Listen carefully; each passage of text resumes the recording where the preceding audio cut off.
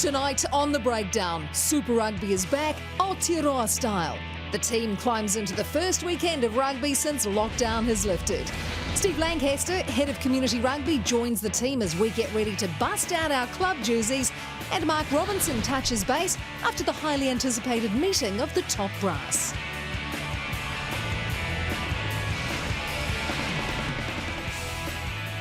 Kia ora, hello and welcome to The Breakdown. Yes, rugby is back. Breakdown is back. So much to look forward to and talk to tonight. Of course, rugby here in New Zealand and across the globe. Where do we start? We start with my panel. We've got a new addition, Glenn Jackson. He is back. Sir John Kirwan, Mills Muliaina. JK, did we set the tone for a 10-week celebration of the game? Totally. The public spoke and turned up in droves. It was a great festival. I think Saturday night was neat. Sunday live, afternoon, fantastic. We'll probably talk, Jack and I will probably have a discussion about some of the penalties, but besides that, great weekend, great rugby, loved it. Could be a heated debate, Jacko, but from your perspective, looking from the outside, the fact you see derbies, you've been inside them, you've had the whistle for you, what did you think of the first weekend of this competition? Yeah, awesome. I think it's what everyone was hoping for, you know. The great thing was 60 penalties. It's got me back into a little job here, so that's good. So thanks, boys. But, you know, there's obviously a few things that need to be ironed out, players and probably a few things with the referees. But, you know, I think it was a real success story. Mills, you were calling the game here in Auckland, 44,000 on hand. Your impressions, particularly of the games, the first two matches in Super Rugby Aotearoa? Oh, I loved it. I think to go on what JK mentioned, I mean, the crowds turned up. That was unbelievable to have 43,000 people at Eden Park. But the skill level as well. I mean, we're so used to guys just warming into the season, and that was probably reflective in the fact there was not many scrums. You know, I know we'll talk about a little bit about the penalties and that, but there wasn't many scrums, and so when you look at that, there's hardly any mistakes. So the skill level for me from all the teams was quite superb. Everyone come in great condition. JK, how were you Sunday night after your Blues started this season in perfect style? Oh, I got home and it was dinner time. Nice. Which is beautiful. And I was just skiting to the family about how the Blues are going to beat the Crusaders this year. And I had a lovely glass of red wine. It's like the perfect day. I mean, it doesn't get much better. If I had have passed away that evening, I would have been quite happy. So, hold on, you've only won one game. It's irrelevant. Top of the table, aren't we? Are we top of the table or not? Well, of course, you were happy. I was happy. But if you're a Chiefs fan and Chiefs supporter, which is Glenn, which is Mills, and you, Bernadine, a tough weekend to swallow. I really don't like it when the Chiefs accidentally lose. It really hits home. Good news, though, Patrick Tuipulotu is in the family for another 4 years. The Blues captain, he's re-signed with New Zealand Rugby, which means they've secured all 4 locks from the last Rugby World Cup, right through until the next one in 2023 in France. It is, though, au revoir to another lock, Black Fern, Charmaine Smith. She's announced her retirement unexpectedly from all rugby, and this is after the 29-year-old was found to have a bulging disc in her neck. The 29-year-old debuted in 2015, and she's played 27 tests for the Black Ferns. Thank you for what you've done, Charmaine. The All Blacks, they are getting something off their chest and off their backs. AIG, they have flagged some time ago that they weren't renewing their sponsorship when the deal concludes at the end of next year with the All Blacks. NZR, they aren't just selling the All Blacks, but a portfolio of jerseys, which include the All Blacks, the Black Ferns, Sevens, Māori and under-20 teams. Now, the NZR, they're keen to gain global traction, so this could be an attractive package to would-be investors with those teams globe-trotting, well, eventually globe-trotting. And as far as the numbers go, rumour has it that it's $300 million for 5 years. That's more than double the current rumoured deal. Wouldn't that be nice for the coffers? And the result of the big World Rugby meeting overnight to discuss the global calendar? Nothing. Nothing other than they're committed to a conversation, they know they'll have to be compromised, and they will continue the dialogue on June the 30th. So, nothing. Probably a nice lunch, though, I suspect. Probably a really good long lunch. Good news about Paddy, though. How good? The fact that last season, Bernie and team, a lot of talk around the fact there were big money offers for this young man. And JK, I think on the weekend, I think we started to see a continuation of the great work he'd done early on in the season. Complete transformation in 12 months. From changing his training, changing his diet, into leadership. But the greatest thing for me is Moala, you know, Luatua, Malani Nainai, Charles Piutau, all guys who I believe left just when they were getting into their prime. So to keep Patrick is fundamental for the success of the franchise. Your reaction to that news, Mills? Oh, I think it's fantastic. I tend to agree. 12 months ago, he was, Patrick had sort of almost, we wanted to get that sort of physicality out of him. And all of a sudden, he just changed that leadership. We often talk about guys and extra responsibility. Sometimes, gets the best out of him. This has done exactly that to Patrick. And to have him here and sign for 3 years, not only, from a New Zealand point of view, but also for Blues fans, because it gives you consistency, and the way he's leading at the moment is absolutely fantastic. And you talk about what we've got to come back into the fold, Jacko, the fact of Brodie Retallick, who is overseas, but there's no guarantees. And we do know how critical, and we saw, particularly at last year's Rugby World Cup, the role of the English locks, the South African locks, the role they played in delivering on the biggest stage. Yeah, with the way the game's going, I think you need depth in that position. And, geez, we've got so much of it now. And guys with numbers behind them, in test matches. And as you said, Patrick and his leadership, I think taking that to the All Blacks, you look at the forward pack now, the leaders all over the park, and it's huge to have him re-sign. Yeah, it's fantastic. Fantastic for New Zealand Rugby, Ian Foster, and, of course, for Mark Robinson. Well, Mark Robinson, he had a late night last night. He was part of this Rugby World Forum, the fact they were trying to come together to talk about the global rugby calendar. But first, when I caught up with him this afternoon, I asked him about the first weekend of Super Rugby Aotearoa. Oh, it was just a fantastic way to kick things off again, wasn't it, Jeff? I mean, we were delighted with both events down in Dunedin and in Auckland. We were really pleased with the way the matches came across on television, obviously, and the hype that was right around the country, and the in-ground experience for everyone that went along, from kids right through to the mums and dads and everyone else associated with, just fantastic. So we're delighted to be back into it now. Hugely excited about the momentum we can hopefully keep carrying on in the coming weeks, and we just think the competition is going to get better and better. What about the franchises, their ability in short notice, the fact that they only found out literally 5 or 6 days earlier that they were going to be able to have crowds? I mean, what did you think of their performance in terms of putting on the occasions? Oh, they've done an amazing job, Jeff. I'm so proud of everyone associated with the fact that these games could get up and running. We've talked a lot in the last few months about the relationship with government and the leadership they've provided to help us get to this stage. And then our people, combined with the people in the super clubs, have just elevated that and brought the energy to those events, which can't have been easy given the lack of resourcing and the short time frames and the constantly moving sort of scenarios that we're all dealing with at the moment. But to see the way those teams came together, I've been in touch with some of the CEOs, and they're obviously delighted with the games themselves and the crowds and the energy around the tournament to date. So, no, we couldn't be more pleased with the way the super clubs have performed and responded at this time, Jeff.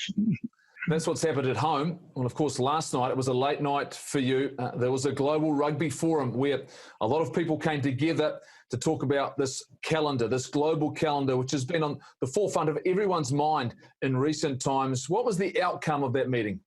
Well, the outcome will be that there will be another meeting. But I mean, in short,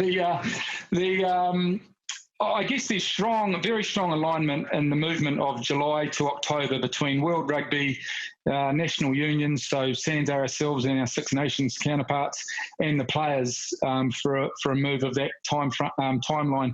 We think it can clear the space, certainly in the Southern Hemisphere, to create a stronger narrative around club competition at the first part of the year. We think it can provide a greater opportunity to support player welfare in a longer off-season, potentially. And we just think it provides a really strong narrative of the season building to a natural sort of conclusion at the end of the year, which is quite exciting. And if we come back to the core purpose of wanting to respond to what the fan needs and wants and what can be good for the players, we think it strikes a really nice balance there. It's disappointing, being pretty open about it, that we felt that some of the club competitions in the north came to the table and haven't yet advanced their thinking, seem to be quite closed to the opportunity of moving at this stage, and resorting to status quo, which we found disappointing. But we'll carry on working with them. We know that there's time to go before we have to land on a final position around this, and that dialogue will carry on. But we just think it's too great an opportunity, Jeff, not to turn down at the moment. We're talking about a 1 in 100 year opportunity really where we think the game needs to grab hold of this and make the most of it. So there's been a lot made of the Nations Championship concept of, the last sort of 12 to 24 months. We're not necessarily sold that that's the best way forward, every year to utilise those windows. We think there could be a combination of things where there might be 1 year of a concept like that. There might be another year where we go back to more old-fashioned touring concepts. There could be another competition that's dreamed up to utilise emerging nations and get more tier 2 level involvement in competitions and how crossovers might work. So there's a whole range of things that we're really excited about, and we just need a little bit more time to work through. The key thing that we need to drive at the moment is to simply get this window moved from July to October, and that opens up a whole range of possibilities we think are quite exciting. And the club competitions are going away with the governing bodies of those in those countries, so predominantly in France and England, and they'll spend a lot of time working together around some of the concerns they need to resolve that I described earlier. We're certainly on standby to help in any way possible, to want to play our part in it, and I'm sure the remainder of the SANZAAR countries are in the same space with that. So absolutely, we'll continue to reach out and see how we can be supportive. Once they've had what they think is the necessary time, then they'll bring that back to the table, and World Rugby will lead a forum to have another conversation, I presume. But those dates haven't been set yet, Jeff. We'll just have to wait and see and work through that when the time comes. In the meantime, we get to continue playing some footy. And are you hopeful this weekend we're just going to continue to see that growth? It's in Hamilton. First time Chiefs, they'll take on the Blues. The Crusaders are in action. It certainly seems to be a time where everyone, at least the eyes of the world, are on us, which is great for New Zealand rugby. Yeah, it's great, isn't it? And the hype and excitement. I've heard the Chiefs' ticket sales are going incredibly well, from what I gather and reading down in the Hurricanes territory as well. It sounds really positive. There'll be a huge match down there as well. So absolutely, we think the games will get better and better as the guys get back into it, and everyone gets used to playing and performing again, from the players, the coaches, the referees, everyone involved. And so it's just something that we're hugely positive about, and hopefully the momentum can carry on. Also want to put a special shout out, Goldie, to the club, and community rugby, scene, which is dear to both of our hearts. And, it's amazing to see. I'm off to coach some kids shortly, actually, my son in school here, and I know all the clubs I've been sort of part of in the past, and are getting excited about what's happening for them. So massive to see those communities getting out there right across the country, be it from kids in junior rugby right through to the senior force and the prezzies grades, and that all getting amongst it again. And that's equally as important to us at this time to make sure that people are connecting in and around those communities. So massively exciting time. Couldn't agree more. Thanks for your time, mate. Well, Mark, after that interview, was off to coach kids rugby. He was starting with down and ups and Henny Mullers. Perfect. Take this thing out of the kids straight away. Out of all of that, you talk about World Rugby. Bill Beaumont has been in charge or been involved since the 1st of July 2016. No. No. A long, long time. Not just 6 weeks. I know you're ready to go, JK. Reality is we've got another meeting. We're just about there. Look, I just cannot believe this. So Mark says it's 1 in 100-year opportunity. And we've been talking about this. The World Rugby's been talking about this since Bill Beaumont's been there. I mean, what do? Is it like electing the Pope or something? You have to burn the paper until it goes black. I mean, can't they just vote? Can't they just say, let's another meeting to do what? And Bernard Laporte is now our vice chairman. Bernard, go home and tell your clubs to get on the page. What's going on? I mean, this is unbelievable. This is a time of change. Our game needs change, and these guys are having another meeting. I can't believe that. Well, Jacko, the fact that they're talking about the countries being aligned, they're looking at those windows and saying, yeah, we're happy to work July to October, Six Nations stays where it is. Does this mean that all of a sudden, does this demonstrate that World Rugby, what power does it actually have in this circumstance? It's not often I agree with JK tonight, I don't think, but it just seems like it's, just push the button. Like, is clubs ruling this whole game, or is international rugby? And World Rugby should be there. I totally agree with you. Just say this is what's happening. Now, clubs go around it. New Zealand Rugby, we're very lucky, I suppose, that our club footy is tied in with New Zealand Rugby. So they're all trying to work together. Now, what we have over there is obviously not happening. And England, you can imagine England and France definitely wanting to play Test rugby at the right time to create good revenue. Now, the clubs is trying to stop that, and that's what's affecting our game. Can I just say this? What does aligned mean? If you're aligned, you vote and you win the vote. Tell me what aligned means. Aligned means everyone's in favour. Take the vote, and the 4 votes from French rugby don't get voted. Like, what's going on? What's aligned mean to you, Mills? I mean, it's complicated, right, Mills? But the reality is, if you're making traction and we're wanting change, doesn't the change have to come from the top? Well, it certainly does. I mean, I suppose the frustrating part about it is the fact that they've had so long to actually discuss that and really, you know, come with some options. You know, at least come out of that first initial meeting to say, OK, here's where we're at. We've only got really one sort of murky sort of thing that they might move the window. And so when you're talking about alignment, well, alignment at this stage seems to me at the top of the game that you only align if it suits your own sort of parts, and that's where we're at the moment. It's so frustrating. The problem that I have fundamentally is the world is moving very, very fast. All the other sports are moving fast, and we continue to procrastinate around the game that right now needs some decisions. We have this moment, 1 in 100. Let's make some decisions. Well, there are key decisions made, though, within that vote for Bill Beaumont to be in charge. Remembering Augustine Pichot went and ran against them, but a couple of the island nations, they headed and voted north. So you think about that, and Mark Robinson talks about our connection with those emerging nations, some second-tier test matches. Is that the way, Jacko, that we reconnect maybe with some other unions around the world so we can build, I suppose, more of a group that can deliver at the highest level? I absolutely hope so. I think it's a great way of getting the game going. I mean, we've got this bubble down here that we can just get on with it. Like, I actually feel a little bit sorry for World Rugby. They just can't just go, this is what we're doing. Everyone wants it, and it's getting held up by a few people. But if we can push the button where the islands are playing us more often and playing Australia and we're getting something going, you know, surely everyone can just realise, well, we need to get on the train and get going. And the idea still, JK, as well, mentioned the possibility of tours, something that we've been looking at and saying, surely this is a positive for the game. Bill Beaumont, I want to get back to this. Bill Beaumont said, I've been just, you know, the last 4 years, now if I get back in power, I'll make decisions. That's what he said. That's what he said to the whole world. So for me, I love these ideas. You know, I love bringing the Pacific nations into a serious competition where they can earn some money.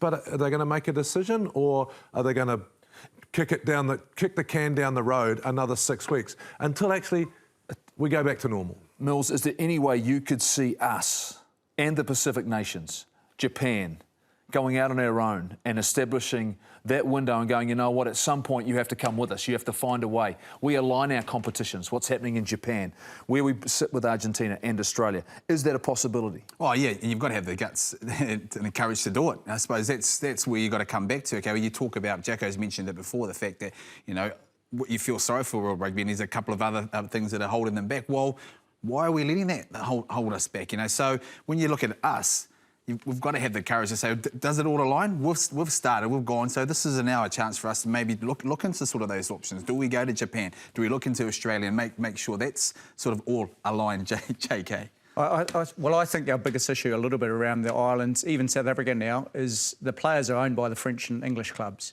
And that's the biggest issue. If we have a window that they don't release their players, then those countries' teams are actually weaker. And that's where I think they've got World Rugby over the gun at the moment. And that's what we're trying to avoid, right? And I think that's where our connection, specifically with the Pacific Islands, is critical in terms of depth. OK, so are they part of us, or are they just going to do what they want? I mean, why do we have a governing body? Like, Mills, realistically, we're not going to go against World Rugby. It's not in rugby's DNA, and it's not in New Zealand rugby's DNA to say, let's go and do our own stuff, right?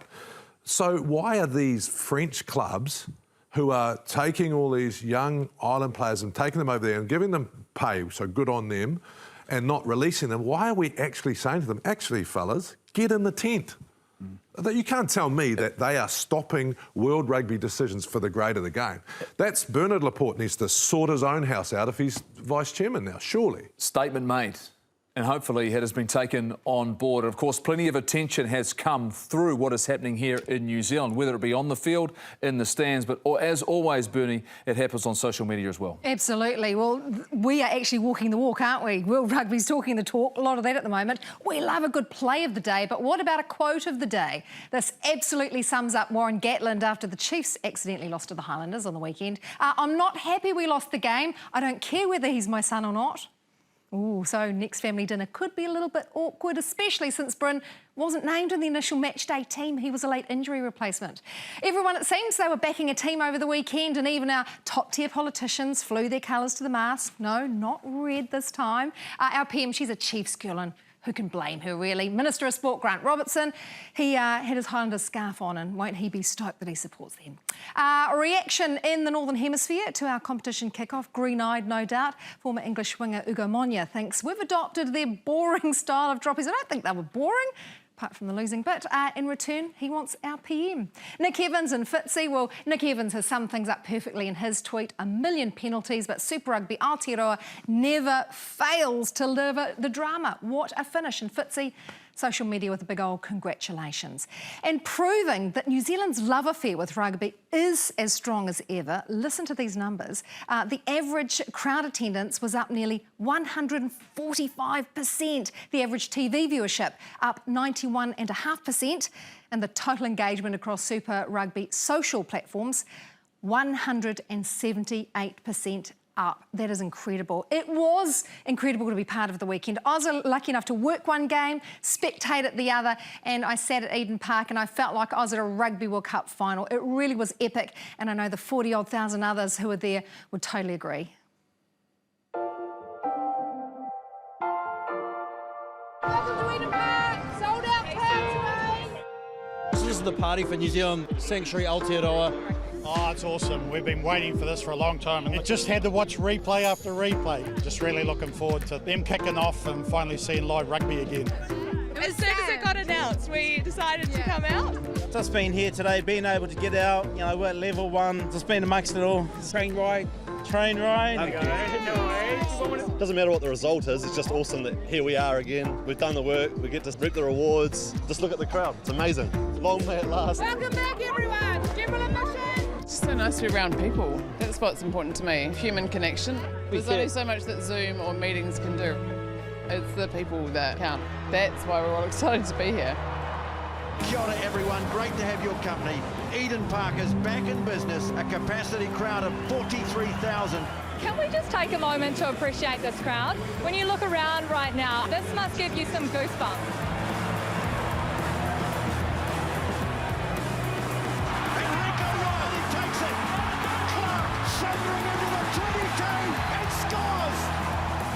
Since the Blues have built out Eden Park, so it's pretty awesome to be here. It's like an All Blacks test match, but with the Blues.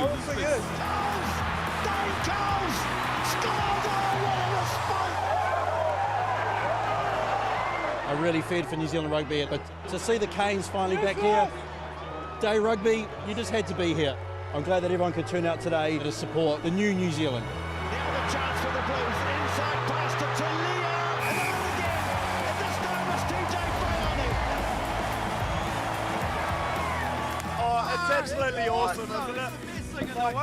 Like, up the Blues, like, it's the year of the Blues. Little jab kick through, he's after it, he's got it, and he scores! Blues win it 30-20. Huge crowd, well, most of them go home very happy. Yeah, it's fantastic. These kids had their first game this morning. Rugby fever is well and truly alive. It's unreal, man. It's so cool to see this many people here.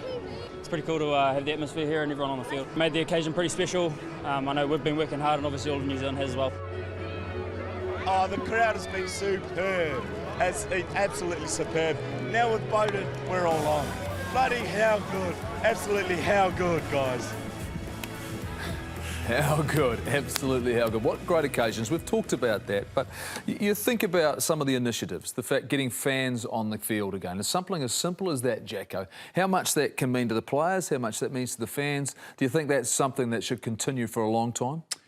Loved it when I was a kid, loved it when you were a player. You know, back in when we were playing, you know, and people ran on, it was awesome. It was what you actually felt like you were part of the big occasion, and that was what it was about. And you're seeing both teams out there signing autographs afterwards. You know, that's people want to see them and be able to understand what they're like. We're ever talking about connectivity, JK. I got a feeling in a sense that the players, the more they do this, the more they'll enjoy it. Yeah, and I think from the public's point of view, it was, especially on Sunday, it was a family day. You know, kids, and when you're young, like Jacko said, I can remember being at Eden Park and seeing Brian Williams play, and I just wanted to be him. So there'll be 200 young kids that are going home want to be Beauden or, wanted to be... Do you remember that first time you scored the try? Well, like when you're running out on the field, you take your ball along and all of a sudden you're thinking you're that guy? I can't remember that. Wait, that's too long ago, mate. But what I do remember, what I do like about it... I guarantee there's someone who's about our age who's doing JK's run from the 1987 Rugby World Cup going through the Italian team through that crowd, surely. Absolutely. But what I loved about it is the fact that, this is an area where they've struggled for a very long time to get crowds along. And all of a sudden, a sold-out Eden Park, which, regardless of where you're from, that's where you play the test match football, And so to have that packed out, yes, I know there's a lot of emotion, the fact that, we've gone through the COVID thing, but, man, it was just so awesome to see people there and enjoying, Sunday afternoon rugby. Of course, you can't ignore the results. You can't ignore the drama. And if you start, say, down in Dunedin, you think about the game that it transpired back and forward, really close, and then I was on the sideline having to do the post-match interview. So I'm thinking that I'm going to have to interview the losing captain of the Highlanders, and then this happens. And JK, Gats really well. I mean, deep down, how does he feel about his son knocking over? Oh, he'll be incredibly proud of. That's a really hard kick under pressure. As a pure rugby coach, he'll be annoyed as all hell that his team lost, but he won't be blaming Bryn for a last-minute drop kick. He'll go back before half-time when they've missed an opportunity. He'll sit back and say, I'm proud of my son, but the Chiefs probably should have won that football game. They let it slip. Well, that's what he'll be thinking. I love the fact that he's done this before. He's got history doing this for me, and he's done it. This is at high school, and then he goes down. Massive look at this, straight down the middle, back in the pocket, and then he's done it again. He did it for North Harbour down there at the stadium in Dunedin. And I ask you, Jacko, the fact that we've introduced the fact that there is golden points. So are these scenarios that are going to be practised a lot more now? Yeah, definitely. And you would have thought you'd see something at Golden Point. We saw 4 in the weekend, 2 that went over, So, and 2 good drop kicks. It's like JK said, it's a really tough skill. And in that game, to see how well they took them is good for New Zealand rugby, because quite often we don't take those crucial droppies when we should do. So to see the skill level and like you said, maybe the Golden Point, a bit more practice going into these skills is good for the All Blacks as well. You're under the spotlight. You're under the spotlight. You talked about it right at the top of the show. People watching the game who were there, yes, there have been a change. In a way, we have applied or looked at the laws surrounding the breakdown, the offside line. Your take on the way the game was adjudicated and, of course, dealing with the penalties that, well, I suppose, first time these two teams and referees are having to deal with it. Well, first of all, I don't think it was a surprise. Like, what they were told was going to happen actually happened. So that's good, I think. For a refereeing team, they can quite often go out and probably feel the pressure that there's too many penalties and maybe then go off the ball a little bit. But they actually delivered what they were told to do, which is what coaches want. And I think the best one is the offside penalty. Like the last round of Super Rugby just before COVID, there were 12 penalties in 6 games for offside. We had 12 penalties in 2 games. And as a coach, that's what you want space in the game. And I think when you're at a game all the time, the biggest thing is I ever hear as a referee is, why aren't you refereeing the offside line? So, there were some tight penalty calls, but that's what we'd rather see offside than these fast line speed mills that you're seeing in the game now, just shutting down people's opportunities. And I think that's a really good positive. Those are easy to change, aren't they? Those are things that players, JK, can take responsibility for. Yeah, I mean, that's interpretation once again. That is the law, just make sure you enforce it. And I think that's part of the problem when there's so many laws to enforce. We spoke about it during the lockdown of COVID. If we can sort out that offside line, people can have more space. So that was a real positive on the weekend. I mean, for you, though, you've looked at these games, you were part of it, you were in Auckland at Eden Park. Are there some things you're still challenging the referees, New Zealand Rugby, the teams on? Totally. And I thought the ref on Sunday was pedantic. It's not his fault. And I don't want to beat up on refs because I think they're doing a great job. Bryce Lawrence has told them to be really strong in the first week or so that the players understand. But I think there's too much still on the referee. There's a few things I'd like to change. So I go down to the sideline and there's people saying, what the bloody hell's that for? People don't know what the rule's for. So there's a couple of things. I reckon after 3 penalties, what I'd like to see. So let's say still a lot of penalties. After 3 weeks, I would love to see us as Super Rugby Aotearoa, after 3 penalties of the same team, 5-minute yellow card, right? Because then players will stop pushing the law. 30 seconds, like the basketball rule, when it's a penalty, you kick for the touchline, you've got to throw the ball in within 30 seconds. So we're speeding the game up. I'd like to see the ref mic'd. Jacko, I mean, people That's actually don't know. That has been changed, has been tried, Jacko, and how do people receive that? Oh, look, I've reffed in a game where it's happened, the stadium, and it sounds terrible, number one. Number two, not everyone actually wants to hear that. So I like the idea of the public understanding what the referee's decision is. But if I'm taking my 9-year-old daughter, she doesn't want to hear the ref talking over the stadium. Now, there are certain things I think the ref says that we used to have. I know England still use that. That's good. You can be then, it's up to you to decide if you want to listen to it. But a really good one is in the UK, they actually had a referee up on the big screen showing the signal. So it was just a signal with a caption underneath. So if you saw it and you understood the decision. So I think there are things that we continue to challenge on. And I think that's right. I think that's the way that we're going to go through the course of this tournament. I'm going to give them the benefit of the doubt right now because purely and simply, it's too small a sample size. Let's give them at least another couple of weeks to see how things can change. You talk about a game changer. Well, throughout Super Rugby Aotearoa, we're bringing you the 2 Degrees game changer. Each week, we will show you 2 key moments from the weekend. You head to the 2 Degrees Facebook page to vote. You can win 12 months of 2 Degrees mobile and broadband, a Samsung phone plus a field replica Super Rugby jersey. Your favourite rugby team's probably the Highlanders. Here are the 2 big plays from the weekend. Now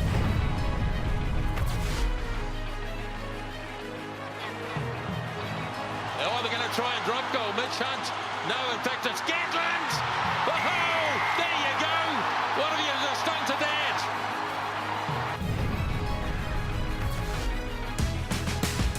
Wilson moves it on quickly. There's Coles. Dave Coles scores. Oh, what a response from the Hurricanes. Look at that. There they go. There's a laugh about it too, Beauden. Well, what can you do? Well, how do you go? How do you go and win this? Well, you go to Facebook.com/2degrees.com. The winner of that will be announced before the game on the weekend between the Chiefs and the Highlanders. Well, of course, the off-season signing of Beauden Barrett was enormous for the Blues. They had to wait longer than they would have ever anticipated, but finally, Mills, he was in the Blues jersey. What did you make of his performance? Oh, I was really impressed. I think, he let Aotearoa Black sort of run the cutter, but he was sort of influential as well. As soon as he was, they had a bit of break, as we see right here, he started talking to them, he talked to the team. And sometimes when you're out of the environment, this is what's been so good about, sometimes when you're out of it and you come back in, you take a wee while to get going back, find your voice. He's come straight in there from a totally different team and he's led in that department, but not sort of overtaken, not overtaking the drivers. And the driver on Sunday was Aotearoa Black and he had a fantastic game. I totally agree. What I loved about him, we know how fit he is. His yo-yo or Bronco was phenomenal, but he sped that game up. The Hurricanes sort of owned the first 10 minutes, but he sped the game up. He got those quick penalty kicks for touch.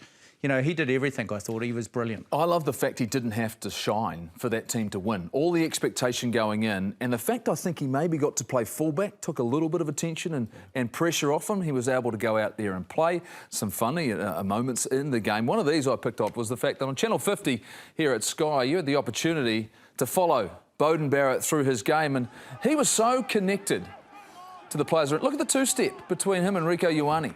They've only had a couple of months together? That's exactly the sort of connection we're looking from Beauden Barrett. I was so impressed, JK. The fact, I think they got exactly what they needed out of it in the very first game. Yeah, well, I think Mills highlighted it. We used to call it the invisible game. So a lot of the times you see the flashy stuff, but bringing calmness to the team, talking about tactics, understanding your positional play. I mean, when you look up, if you're the Hurricanes' first 5 and he's got the backfield covered, that puts pressure on, but you don't see it. So I thought, we didn't see the X factor, Beauden, but I thought he was outstanding. And I also think you've got to give credit to the rest of the other backs, because for me, as a unit, they all did their part. And if you compared that to the Hurricanes, a couple of guys were actually trying to shine, and a few guys that were known to be very influential in the game. Laumapi, for instance, was very quiet. Rico Ioane, really good, really impactful. Caleb Clark, the experience that he showed for a young man to go out there and finish the play the way that he played. Well, you'll get the opportunity once again this weekend, the Blues and Chiefs Channel 50, to follow one of the players. We did it on the weekend with Beauden Barrett. Let's take a look at some of the great action. Big thing he does bring is that X factor. He can find another gear and do things that no one else can do. And Rico Riley takes it.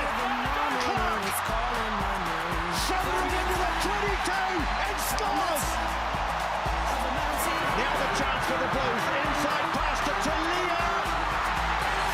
And again. What was going through your head when you saw D. Coles running down the sideline?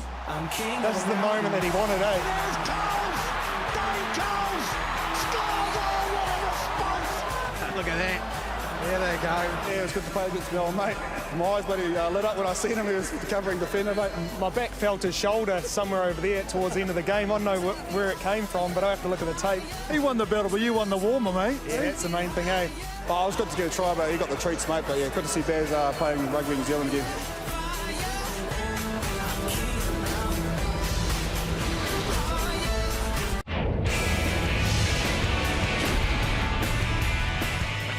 Welcome back to the breakdown. Yes, it was a big weekend, the past weekend for Super Rugby. It is a massive weekend for the community game coming up. Clubs and schools across the country are kicking off. Steve Lancaster from New Zealand Rugby, he is the head of community rugby. Well, we've brought in our jerseys. This is me as a kid. Well, not this big. I wasn't this big, but this is collegiate down in Invercargill.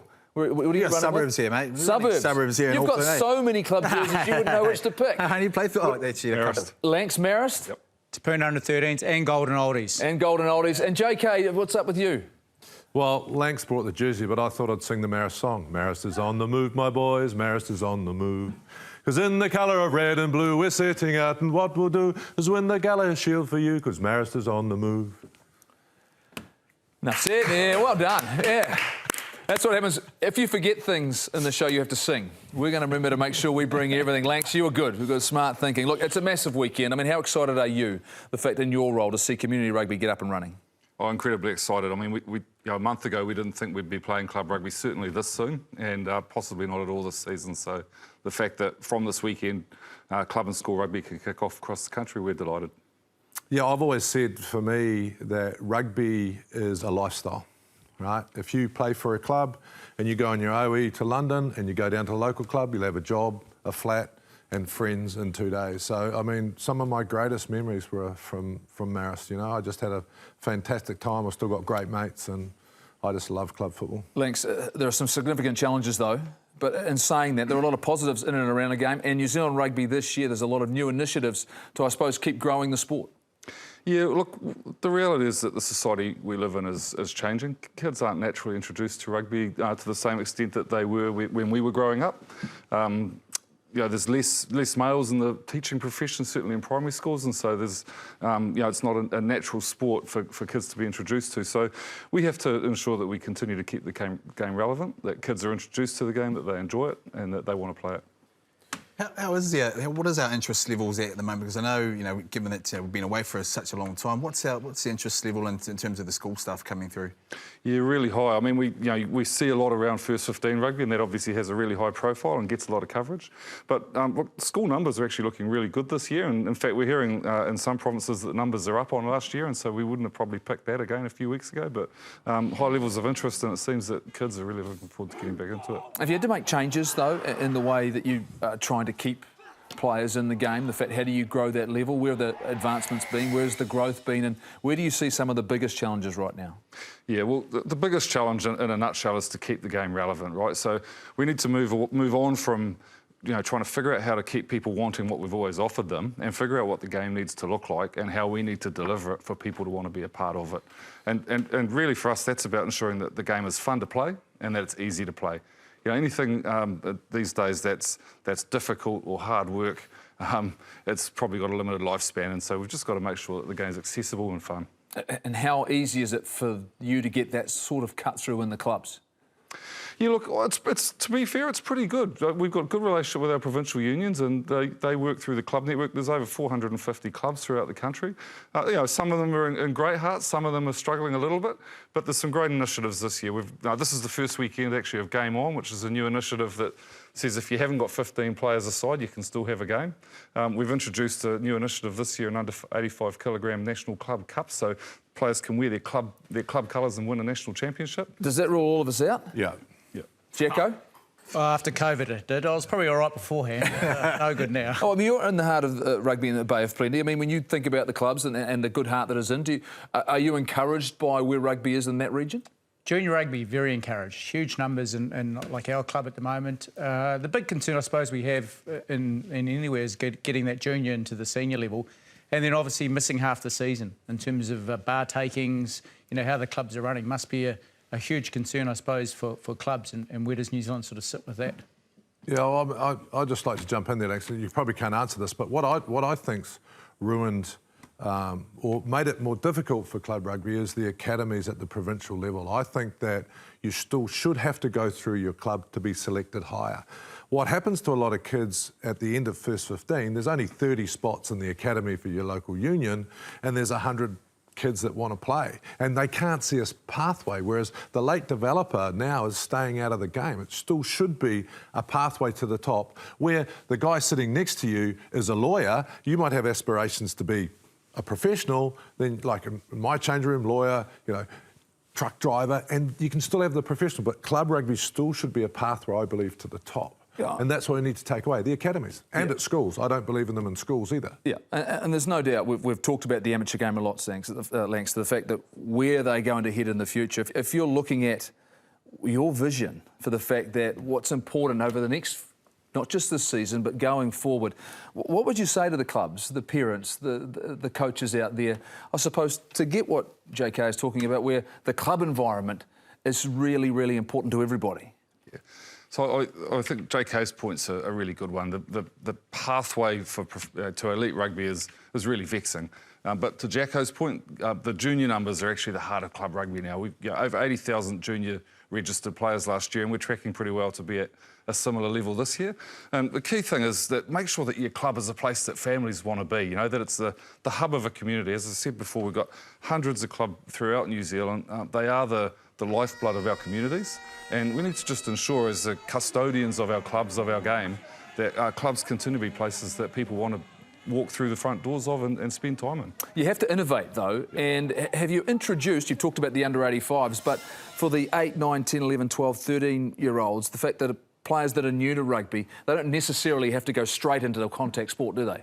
No, that's right. So one of the big changes we've made this year is that we've we've extended Ripper Rugby, which is the non-contact rugby, a couple of years further through the grades, and we've got Rip Rugby now, which can continue right through to senior level. So as a kid, one of the points where we saw that we had a drop-off in player numbers was the point where kids had to start tackling. And not every kid wants to. And even if they do want to, they might want to at different stages. I missed that. I missed that one. Did you miss that one as well, JK? Yeah, but that's one of the hard points of the game. And in terms of player safety and education, are those programs specifically important to New Zealand rugby, and how do you deliver those as well? Yeah. So in addition to having the non-contact option, we've invested significantly in player safety, player welfare. ACC are a massive investor in our Going Through the Rugby Smart program. A couple of years ago, we introduced the Blue Card initiative around concussion and head safety. So a lot of work and a lot of investment goes into ensuring technically that players are sound and looked after. Can you give us an insight about what Game On is? I mean, how many players do you actually need? If you don't have 15, is it 3, 7 aside? I mean, how many? Yeah, so if you've got 10, you can have a game. Okay, if you haven't got 10, you should probably have a game of sevens. But look, as long as you've got 10 players, then the two coaches or captains will come together before the game, whatever the number is, agree the numbers, agree the duration of the game, how many players in a line-out, will you have rolling subs? The key thing is get the game to happen. Isn't that the purpose, the fact that in the end you talk about how many professionals are there in this country? 0.005% of our players. Isn't it pure and simply that 99.95%, they're the ones that we should really be focused on and spending a lot of our investment in? Yeah. Absolutely. I mean, 160,000 players last year. Very few of those players will ever play the game at a professional level. We need to ensure we're looking after that 159,000 odd players who are playing it just for enjoyment. These have been challenging times. I'll just ask you this lastly. A lot of people have had to make a lot of sacrifices. There's been, you know, a lot of people who have had to maybe move away from the game because the opportunities aren't there. What do you need from people, the volunteers? What do you need from them to, I suppose, just at the moment, encourage and keep this game going as we do recover in this country? Get down to the club, you know, give what you can. If you can give some time, great. If you can't, just get out and support your club. Walk through the club rooms. As Jacko said, you know, the club finances have taken a hit, as have finances in every sector of our society. So just being in the club, you know, buy a pie, buy some hot chips maybe, or a soft drink, support your club. And watch the game on Sky. That's what we'd like to do as well. Of course, we know what we are producing here on Sky at the moment. Later on in the week, I caught up on Sky Sports Presents The Pod. I caught up with Portia Woodman. Fantastic discussion with her about where her game and where she is at right now. And of course, we're a big team here at Sky, and we've got a new program. It debuts tomorrow, Wednesday night. Let's check out Pacific Brothers. It's been said quite often by me that we could make a world-beating rugby team just with the Pasifika players playing club rugby here and overseas. What's life like for all those ones living the dream in Europe, Japan and all those other stink places? Jérôme Keno. And what do they think of all the issues affecting the world today? Well, let's find out. Join me on Pacific Brothers. We can ask them. On one of the Sky Sport channels, not sure which one. That means you'll have to ring 0800 759 759 and ask them to reconnect the sport.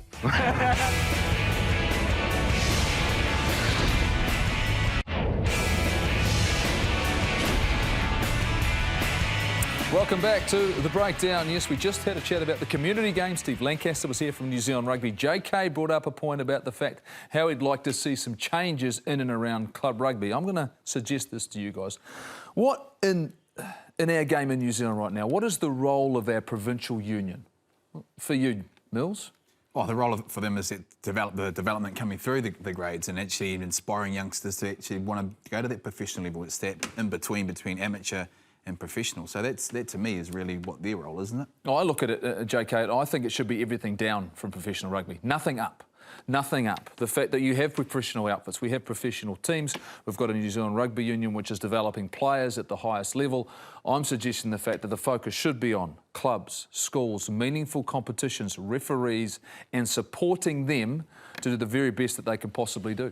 Well, you know, I think we should get rid of Super Rugby, you know, right? You know, I've always said that, and extend it to go back to provinces. If that doesn't happen, I think what needs to happen is that the provincials stay under the super teams, but they play at the same time as curtain raisers, and they're amateurs, but those that want to be professionals can be available if there's injuries in the top side. Curtain raiser is your provincial team with 30 players, then you can drop the amount of players you have in your professional team, and if someone gets injured, you have to drag from your catchment area. So for me, align it with Super Rugby, put it all together, play on the morning or at 12 o'clock or whenever. But I just look at the amount of investment, Jacko, that has been put into professional teams at provincial level and the amount of stress that is putting on them when I believe that investment could be made at our grassroots game. The 99% of players who need development, the referees that need help getting through and getting to the levels. I just look at provincial rugby and thinking to myself, you know what? Their priority should be everything on that amateur level. I think, yeah, I agree with you. I think what New Zealand and unions do very well is in the women's game with the Ripper. So they put a lot of emphasis into the growth of women's game, girls' game, young kids into non-contact. So I think they do that really well. But I also agree with you. I think that a lot of money gets driven into Mitre 10 rugby. It's more professional than semi-professional, which is probably what you're getting at.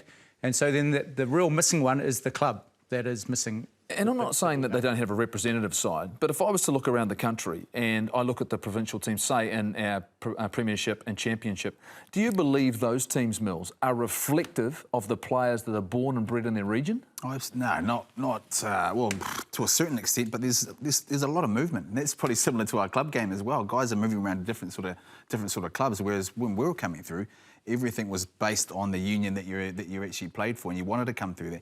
Whereas now, I think they're sort of stuck in between the amateur and professional. So you've got those guys they're wanting to be professionals, but you also got the amateur guys. So there's a real mix of that. Do you think changes need to be made, JK? You believe that. Can they be made?